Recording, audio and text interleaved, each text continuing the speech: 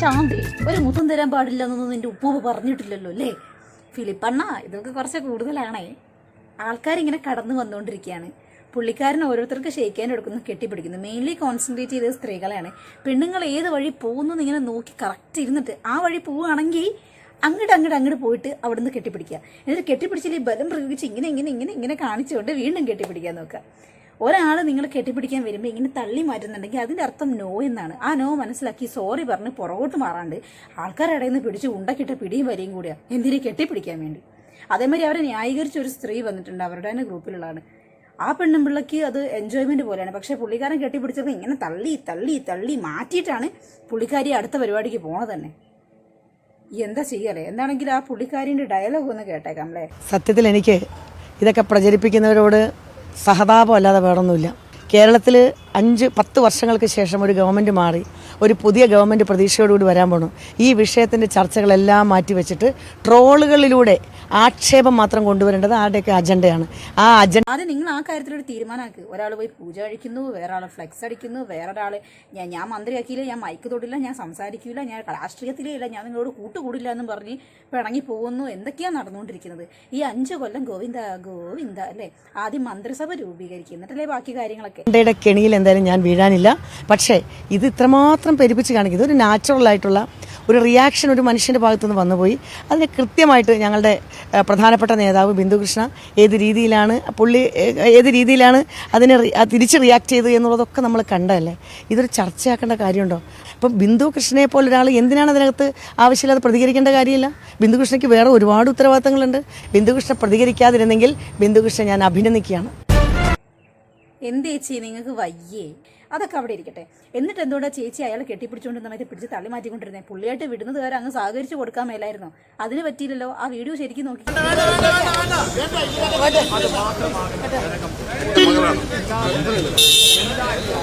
നിങ്ങൾ അയാളെ തള്ളി മാറ്റുന്നുണ്ട്.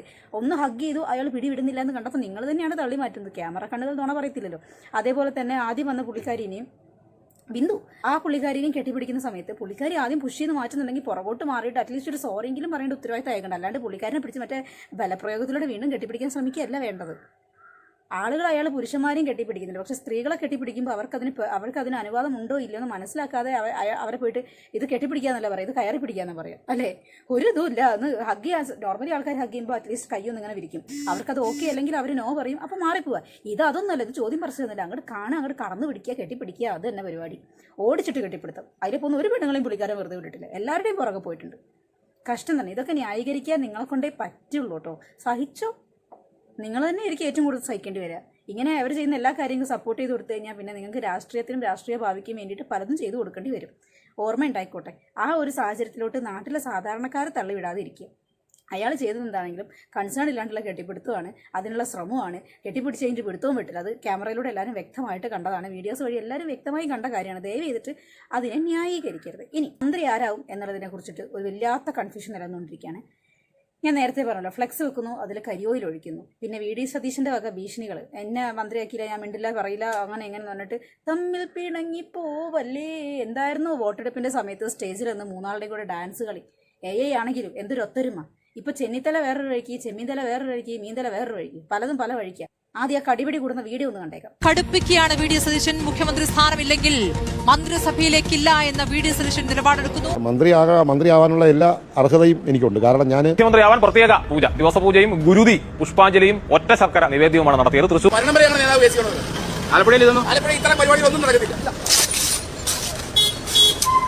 ഒരു കാര്യം ചെയ്ത് നിങ്ങളാരും കടിപിടി കൂടണ്ട. ഒരു ദിവസം സതീശൻ ഭരിക്കട്ടെ, അടുത്ത ദിവസം ചെന്നിത്തല ഭരിക്കട്ടെ, വേറൊരു ദിവസം KC ഭരിക്കട്ടെ. അങ്ങനെ ഓരോ ദിവസം ഓരോരുത്തർ ഭരിച്ചോളൂ. ഞായറാഴ്ച അവധിയാകട്ടെ അല്ലേ? എന്താ പറയുന്നു? അതല്ലേ നല്ലത്? ഇതിപ്പോൾ തിന്നുകയില്ല, തീറ്റിക്കുകയില്ല. ആ ഒരു അവസ്ഥയിലാണ് ഇവരെ കാര്യം. ആരാണ് മന്ത്രിയാവുക അതറിയത്തില്ല. പുറമേ നിന്ന് ആരെങ്കിലും കൊണ്ടൊന്ന് മന്ത്രിയായി കഴിഞ്ഞാൽ ഇവിടെ ഭൂമി നിന്ന് കത്തിക്കും എന്ന് വേറെ ആരാണ്ടൊക്കെ വെല്ലുവിളിക്കുന്നതെല്ലാം കണ്ടു. എന്താവശ്യത്തിന്? അതിനിടയ്ക്ക് ചെന്നിത്തല പോയിട്ട് എന്താ പുഷ്പാഞ്ജലിയോ വേറെ ഏതൊക്കെ അഞ്ജലിയോ ഭാമനയോ പിന്നെ അശ്വതിനെയോ എന്തൊക്കെയോ കഴിപ്പിക്കുന്ന അമ്പലത്തിൽ നിന്ന് കണ്ടു. മന്ത്രിയാവാൻ വേണ്ടിയിട്ട് കഴിവുണ്ടെങ്കിൽ കിട്ടും ഹേ. അതിനുള്ള ഭരിക്കാനുള്ള ഒരു ചുമതല, ആ ഒരു കേപ്പബിലിറ്റി നിങ്ങൾക്കുണ്ടെങ്കിൽ അത് കിട്ടും ഹേ. നിങ്ങൾ ഈ തമ്മി കടിപിടി കൂട്ടിയിട്ട് എന്താണ് കാര്യം? ഇതൊന്നും ആയിരിക്കുമല്ലോ യഥാർത്ഥ കടിപിടി. ഇനി മന്ത്രി കസാരയ്ക്ക് വേണ്ടിയിട്ടുള്ള കടിപിടി ആയിരിക്കും യഥാർത്ഥ കടിപിടി. ഷോ ഈ അവരെയൊക്കെ ജയിപ്പിച്ചു വിട്ട ആൾക്കാർ ഇപ്പോൾ തലയ്ക്ക് കൈയും കൊടുത്തിരിക്കുന്നുണ്ട്. മഴവിൽ മനോരമയിലെ മറ്റേ എന്തായാലും ഒരു ചിരി ഇരുചിരി ബമ്പർച്ചിരി പ്രോഗ്രാം കാണുന്നതിൽ എന്തുകൊണ്ടും നല്ലത് ഇനി 5 വർഷത്തേക്കുള്ള കേരള സർക്കാരിൻ്റെ ഭരണം കാണുന്നതായിരിക്കും അല്ലേ. നമുക്ക് ചിരിക്കാനുള്ള എല്ലാ വകുപ്പും ഉണ്ട്. I am so thrilled. സത്യം പറഞ്ഞാൽ ഞാൻ സോ ത്രിൽഡ്. ആ കസാര അങ്ങോട്ട് വലിച്ചു മാറ്റിയിട്ട് വല്ല ബെഞ്ചും എടുത്തിട്ട് കൊടുക്കുക, എല്ലാം കൂടെ നിരത്തി പിടിച്ചിരുന്ന് അങ്ങ് ഭരിക്കട്ടെ. അല്ലാതെ എന്താണ് പറയുക. സത്യത്തിൽ ഇതാണ് കസാരകളി. ഓണത്തിനും വിഷുവിനൊന്നും നമ്മൾ കളിക്കുന്ന കളികളേ അല്ല കസാരകളി. ഇതാണ് യഥാർത്ഥ കസാരകളി. അവരവിടെ ഇരുന്ന് കളിച്ചോളും. നമുക്ക് ചിരിക്കാനും കളിയാക്കാനും ചിന്തിക്കാനുള്ള വകുപ്പ് അവർ തന്നെ ഉണ്ടാക്കി തരുന്നുണ്ട്. എങ്ങനെയെങ്കിലും ഈ 5 വർഷം ഇവർ ഭരിക്കുകയായിരിക്കും. മിക്കവാറും ഈ 5 വർഷത്തിന്റെ വെടിക്കെട്ട് തീർന്ന LDF സർക്കാർ തന്നെ വീണ്ടും വരും. കാരണം അവർക്കിടയിൽ ഒരു പ്രകാശനത്തിൻ്റെ ആവട്ടെ അല്ലെങ്കിൽ വേറെ എന്ത് പരിപാടിക്കാവട്ടെ ഒരു യൂണിറ്റി കാണാൻ സാധിക്കുന്നുണ്ട് പലപ്പോഴായിട്ട്. ഇവരുടെ ഇടയിൽ ഇല്ലാത്ത സാധനമാണ് അവരുടെ ഇടയിലുള്ളത്. അതുകൊണ്ടാണ് 10 വർഷം തുടർച്ചയായ ഭരണം നല്ലവരേക്ക് കിട്ടിപ്പോയത്. ഇപ്പം ഇവരെന്ത് ചെയ്യാണ്, കയറി മന്ത്രിസഭയിൽ കസാരയ്ക്ക് വേണ്ടി കടിപിടുത്തം, കേക്ക് മുറിക്കുമ്പോൾ അതിന് കടിപിടുത്തം, മൈക്ക് കിട്ടിയാൽ അതിന് കടിപിടുത്തം, കഴുത്തിൽ മറ്റേ തോർത്തിടാൻ വേണ്ടി വേറെ കടിപിടി, അങ്ങനെ 100ഓളം കടിപിടി ഒരു ദിവസം കൂടിയിട്ട് വേണം ഇവർക്ക് നമ്മുടെ നാട് ഭരിക്കാൻ. ഇതിലും വലിയ ഗതികെട്ടവൻ വേറെ ആരെങ്കിലും ഉണ്ടാവുമോ ദൈവമേ. ഇവർക്ക് വോട്ട് ചെയ്ത ആൾക്കാരുടെ മാനസികാവസ്ഥയാണ് ഞാൻ ആലോചിക്കുന്നത്. തിന്നയില്ല തീറ്റിക്കുകയില്ല. ആഹാ അന്തസ്. എന്നാലും VD സതീശ അവർ ഭരിക്കുന്നുണ്ടെങ്കിൽ ഭരിച്ചോട്ടെ. എത്രയോ കാലത്തിന് ശേഷമല്ലേ ഭരണം കിട്ടുന്നത്. അപ്പം പ്രായത്തിന് മുതിർന്ന ആൾക്കാരെ ബഹുമാനിച്ചത് അങ്ങോട്ട് കൊടുത്തേക്കുക. ഇനിയിപ്പോൾ അതല്ല എന്നുണ്ടെങ്കിൽ VD സതീശന് കുറച്ച് എഡ്യൂക്കേഷനും കാര്യങ്ങളും കേപ്പബിലിറ്റി ഉണ്ടെന്ന് കുറേ ആൾക്കാർ പറയുന്നുണ്ട്. എന്നാൽ KCയും ചെന്നിത്തലയും കൂടെ അങ്ങോട്ട് വിട്ടുകൊടുക്കുക. അതില്ല. ഇവർ 3 ആളും കൂടെ എന്താണ് ഒരു വക കട്ടക്കിട്ട് നിപ്പ. എനിക്ക് കിട്ടിയില്ലെങ്കിൽ നിനക്ക് വേണ്ട. അവസാനം ഈ 5 വർഷം നമ്മളിങ്ങനെ വായി നോക്കിയിരിക്കേണ്ടി വരും. ആര് ഭരിക്കും എവിടെ ഒരു തീരുമാനം ആവത്തുമില്ല. യവന്മാരൊന്നും മന്ത്രിസഭ രൂപീകരിച്ചിട്ട് കിടന്ന് KSRTC കയറാൻ. പിന്നെ യുവാക്കൾക്ക് ഏതാണ്ടോ ലോൺ കൊടുക്കും അത്രേ, തൊഴിൽ രഹിത യുവാക്കൾക്ക്. അതൊന്നും എടുക്കണം. KSRTC വണ്ടിയിലൊന്ന് കയറണം. പിന്നെ കോളേജിലൊന്നുകൂടെ ചേരണം. കോളേജിൽ പഠിക്കുന്ന പെൺകുട്ടികളായ വിദ്യാർത്ഥിനികൾക്ക് മാസം 1000 രൂപ വെറുതെ കിട്ടും. പിന്നെ പെൻഷൻ കൂട്ടും, 3000 കൂട്ടും. ഇതൊക്കെയാണ് ഇവരുടെ വാഗ്ദാനങ്ങൾ. ഇതെല്ലാം ഒന്ന് രൂപീകരിച്ചിട്ട് വേണം ഒരു പൊളിക്കാൻ അല്ലേ.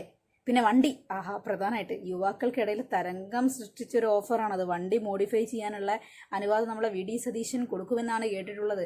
അപ്പോൾ പിന്നെ അങ്ങനെ കേട്ടിട്ട് വോട്ട് ചെയ്ത ആൾക്കാർ തന്തയ്ക്ക് പറയാണ്ട് നോക്കേണ്ടത് നിങ്ങളുടെ ഉത്തരവാദിത്തമാണ് കേട്ടോ. ഇനി എന്തൊക്കെ കാണാൻ കിടക്കുന്നുണ്ട് ദൈവങ്ങളെ. എന്താണെങ്കിലും UDF സർക്കാർ നമ്മളെ ചിരിപ്പിച്ചു കൊല്ലും എന്നുള്ളതിൽ തർക്കമൊന്നും വേണ്ട. ഫൈനലി ഞാനൊരു പാർട്ടിൻ്റെ ഭാഗമല്ല. ഞാൻ BJP അല്ല, LDF അല്ല, പിന്നെ ആരാണ് UDF അല്ല. ജസ്റ്റ് ഇത് കണ്ട സമയത്ത് വല്ലാണ്ട് ചിരി തോന്നി, അതുകൊണ്ട് മാത്രം ഇട്ടൊരു വീഡിയോ ആണ്.